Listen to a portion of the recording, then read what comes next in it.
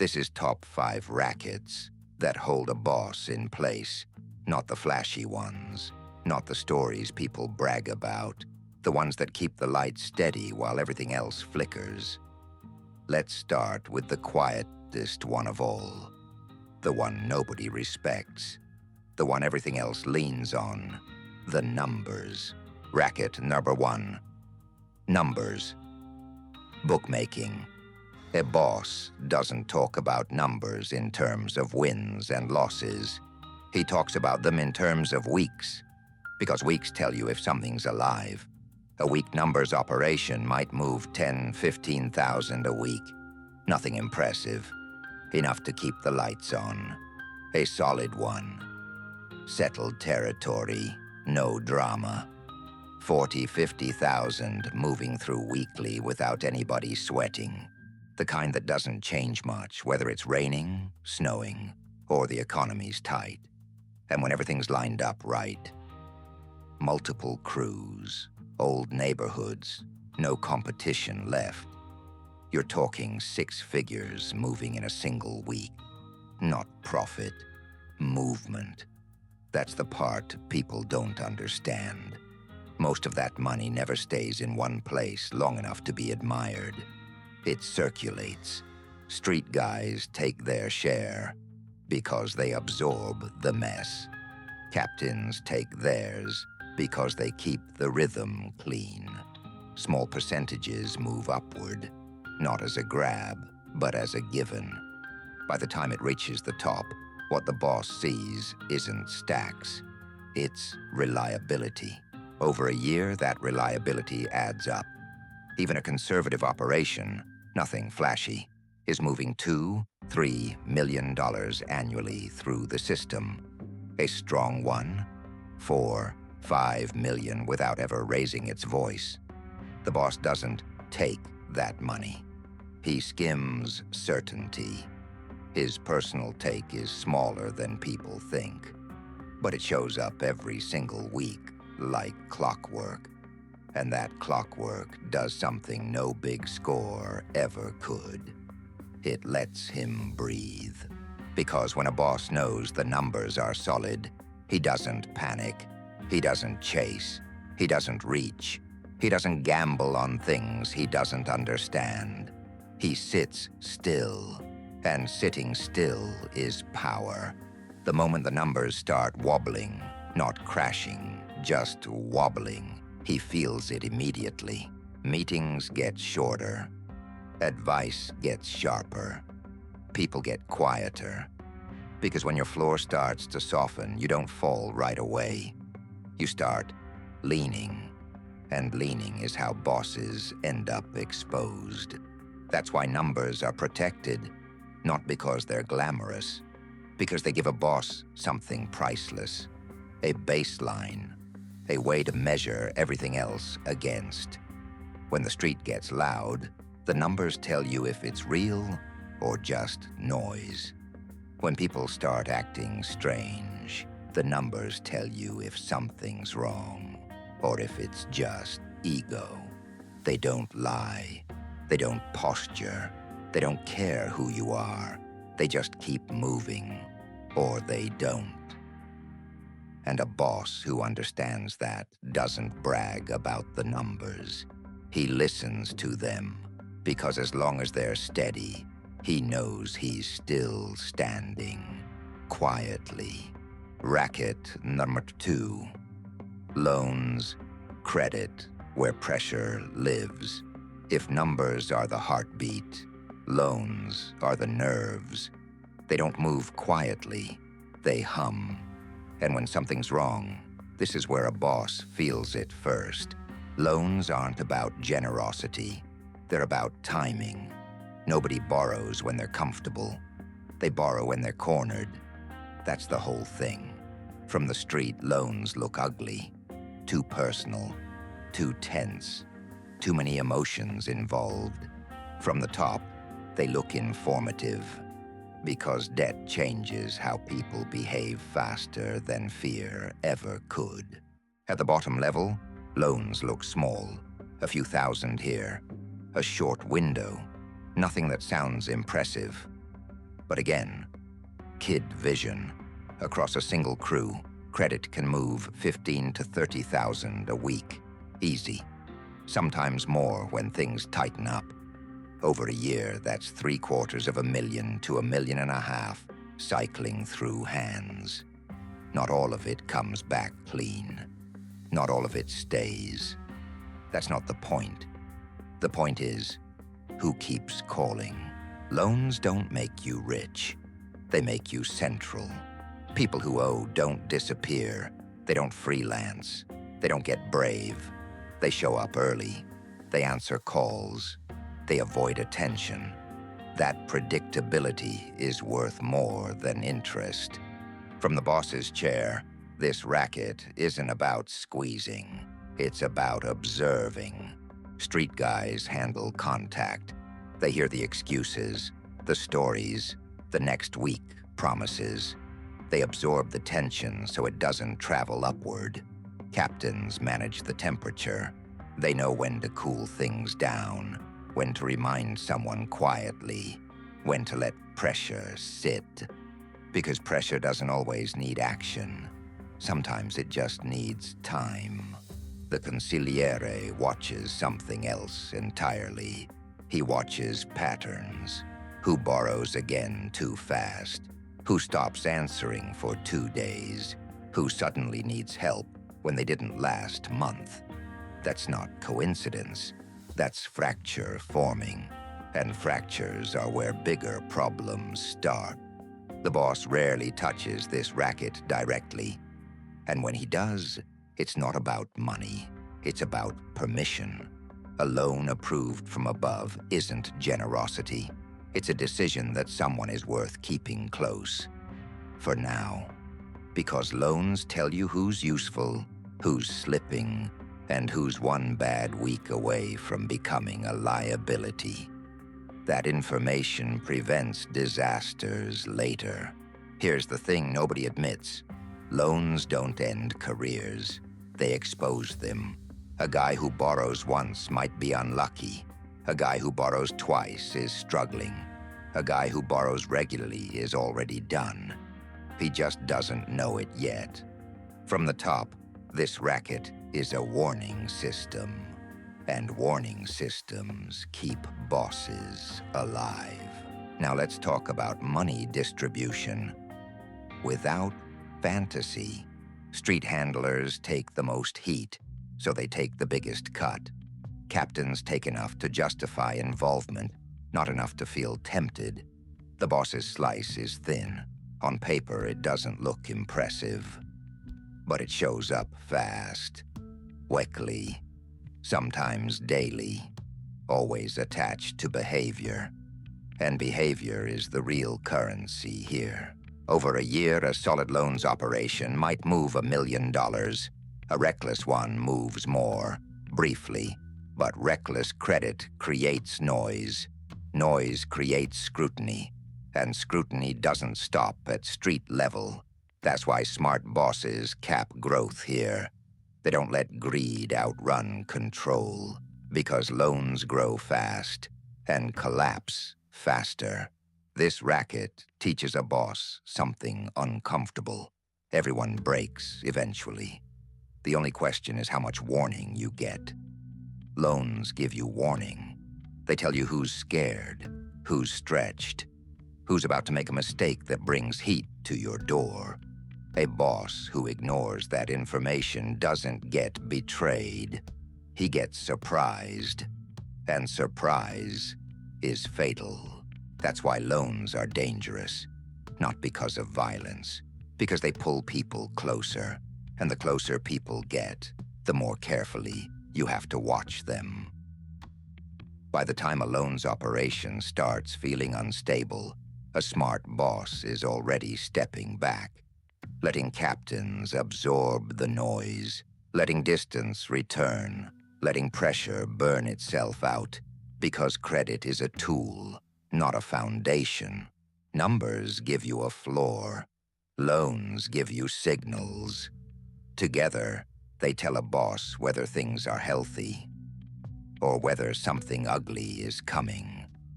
And ugly always starts inside. Racket number 3. Construction. Legit cover where noise disappears. This is the racket street guys hate. Too slow, too clean, too much paperwork, too many meetings with people who wear suits and talk in circles. That's exactly why bosses love it, because nothing kills a rise faster than being hard to explain. Street money comes in fast, it leaves fast, it asks questions later. Legit-looking money moves slow. It explains itself. It makes your life look boring, and boring is survival. A boss doesn't want to look rich. He wants to look accounted for. Construction, unions, no-show work, whatever shape it takes. This racket isn't about hustle. It's about permission. Permission to exist comfortably. Permission to stop answering questions. Permission to age in place. From the top, this racket feels like air conditioning. You don't notice it working until it's gone. At the entry level, the money looks modest. Monthly checks, scheduled deposits, nothing that raises eyebrows. But stacked correctly, this racket carries real weight. A single clean stream might bring in 30 to 80,000 a month. Layered streams push that higher without effort. By the end of the year, a stable setup moves $1.5 to $3 million quietly through legitimate channels. Not all of it belongs to the boss. That's not the point. The point is that it exists on paper. Street guys don't understand that. They ask, why not squeeze it? Because squeezing legit money breaks the illusion. And illusion is the product here. Let's talk flow, not tactics. Workers get paid. Supervisors skim. Middle layers protect relationships. Captains become diplomats. There they stop yelling. They start scheduling. They learn how to say nothing while sounding cooperative. The consigliere lives here. This racket belongs to him more than anyone else. He doesn't watch envelopes. He watches timelines, late checks, sudden delays, unexpected audits, subtle shifts in tone. That's where danger shows up first. The boss stays far back. He doesn't attend meetings. He doesn't make calls. He doesn't rush payments. He lets others be visible. Because the moment a boss looks involved in something legitimate, it stops being legitimate. Distance keeps this racket alive. Here's what this money really buys: time. Time to make decisions slowly. Time to let problems cool off. Time to wait out pressure instead of reacting to it. Strat money forces you to move. Legit money lets you pause. And pausing is how bosses survive their own success. This racket also does something else that's critical. It absorbs other money. Cash from the street needs somewhere to land. Somewhere plausible. Somewhere dull. Construction does dull better than anything. Payroll, supplies, delays, overruns. Nobody panics. Nobody asks hard questions. Everything looks like a headache, not a crime. That's protection. Captains get paid here in patience. They don't make street-level money. They don't want to. Their reward is insulation. They're farther from chaos, closer to explanation, harder to replace.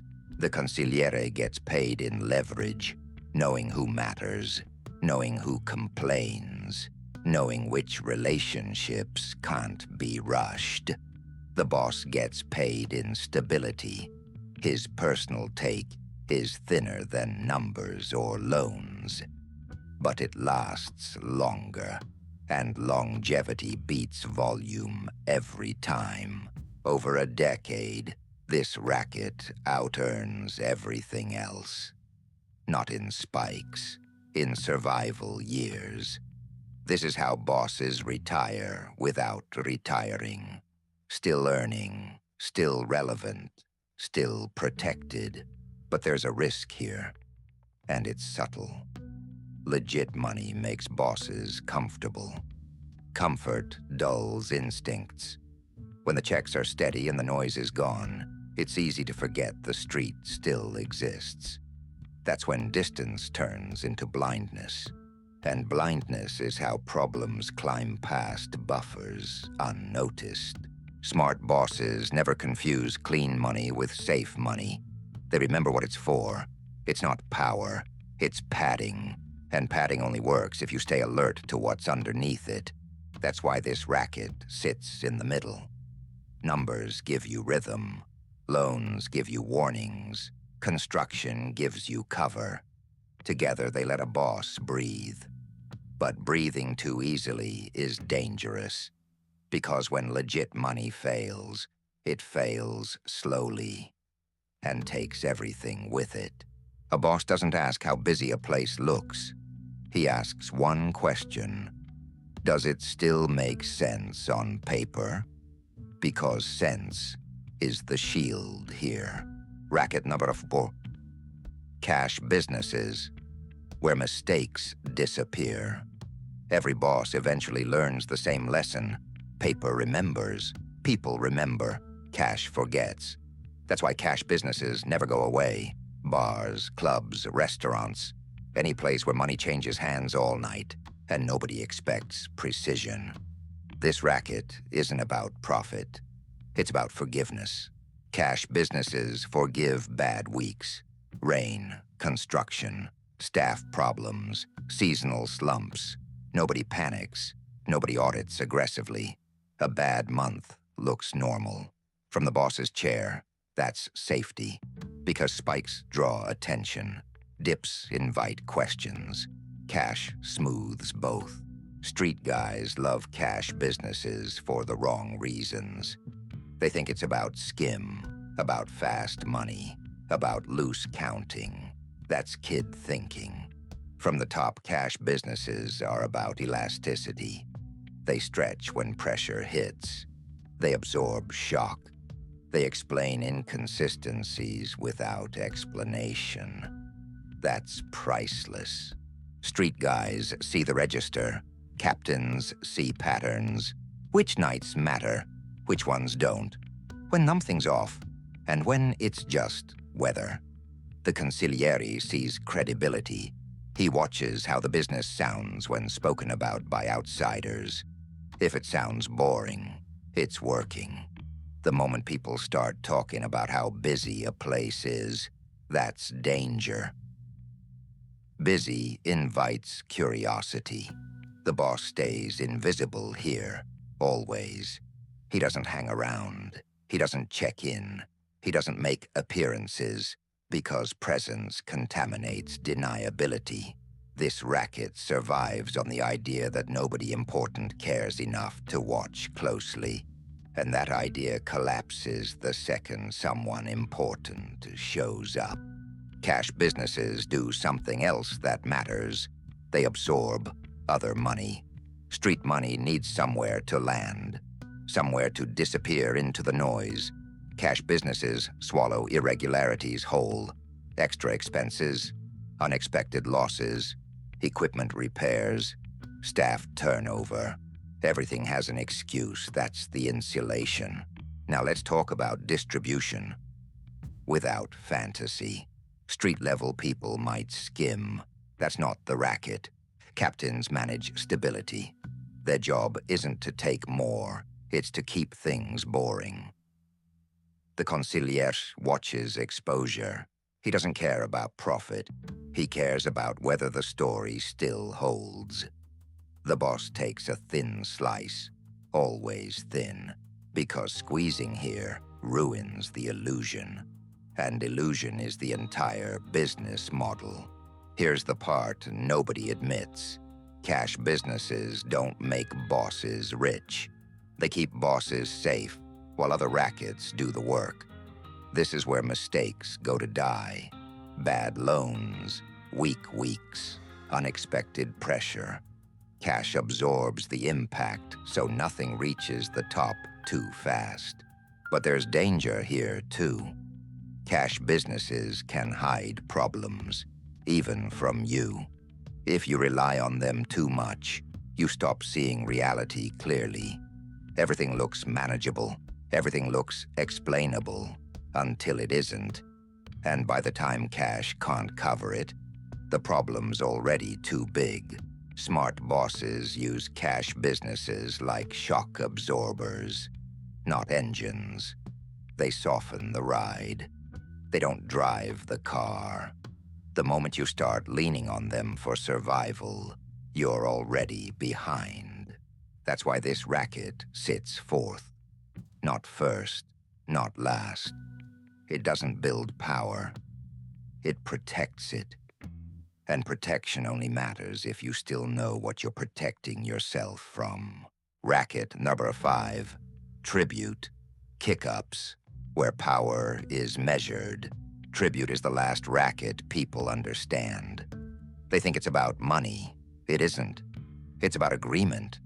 Because nobody has to kick anything up if the system doesn't hold. At the street level, tribute feels unfair. You do the work, you take the risk, you deal with the noise, and someone above you expects a piece every week, whether things went good or bad. That resentment never disappears. It just stays quiet. A boss who forgets that doesn't last. Tribute only works when hierarchy still makes sense to everyone involved. The moment people start asking why, instead of how much, the racket is already weakening. That's why tribute isn't squeezed, it's maintained. Let's talk scale, the way bosses actually see it. A small crew might kick up $5,000 a week. A strong crew, settled territory, clean operation, $10,000 to $15,000 weekly. Multiply that across multiple crews, and suddenly you're looking at 30K, 60 keddies a week. Coming up the ladder, 1.5 many somen, 3 meddlers. A year moving quietly, predictably. That's real money. But here's the truth nobody says. It's the most dangerous money a boss touches. Why? Because tribute doesn't come from systems. It comes from people, and people remember. Every envelope tells a story. Who's late? Who's light? Who suddenly needs an explanation? Captains hear it first.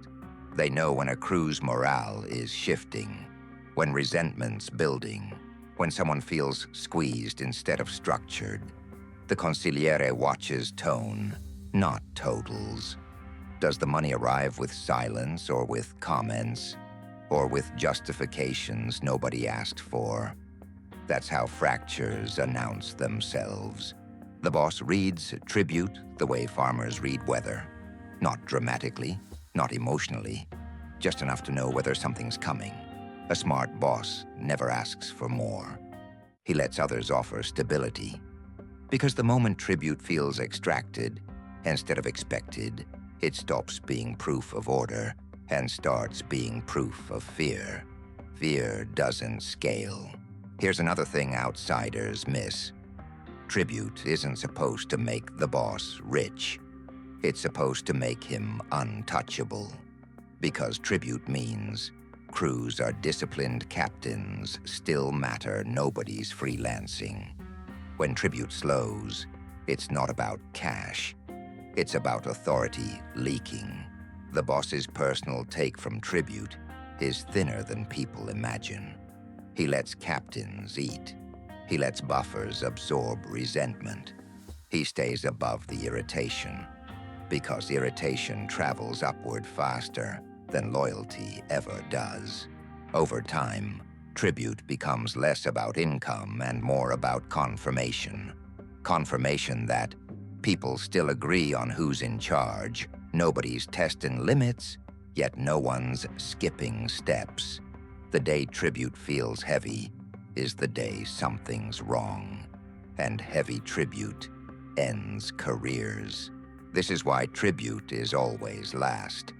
It doesn't build power. It reveals whether power already exists. If the other rackets are strong, tribute flows easily. If the other rackets wobble, tribute becomes tense. And tension at this level never stays contained. The smartest bosses reduce tribute as they age. Not because they're generous, because they're realistic. They know the longer you sit at the top, the less pressure you should apply. Pressure creates movement. Movement creates attention. Attention creates problems. That's the final irony. Tribute looks like dominance. But it only works when dominance doesn't need to be proven. The moment it does, the system is already cracking. Numbers give you rhythm. Loans give you warnings. Construction gives you cover. Cash businesses absorb mistakes. Tribute tells you whether anyone still believes. Put together, these rackets don't make a boss powerful. They make him predictable. And predictable power lasts longer than violent power ever does. Until it doesn't. People ask how much a boss really makes. That's never been the question. The question is what the money does. Numbers give rhythm. Loans give warning. Legit money gives cover. Cash businesses absorb mistakes. Tribute tells you whether anyone still believes. Individually, they're just income streams. Together, they're a system. A system built to hold still while pressure builds around it. Because bosses don't fall when the money stops coming. They fall when one layer stops protecting them. And nobody wants to say it out loud. Money doesn't make you safe. It buys you time to notice the shift. And if you miss that moment, the climb ends the same way it always does. Quietly. If this made sense to you, you're already one of us. You know how this works. Stay around. Subscribe so you don't miss the next one. If something in this hit close, leave a comment. Keep it respectful. No noise, no games. And if you want the deeper breakdown, the full material is in the description. Read it when you're ready. That's it.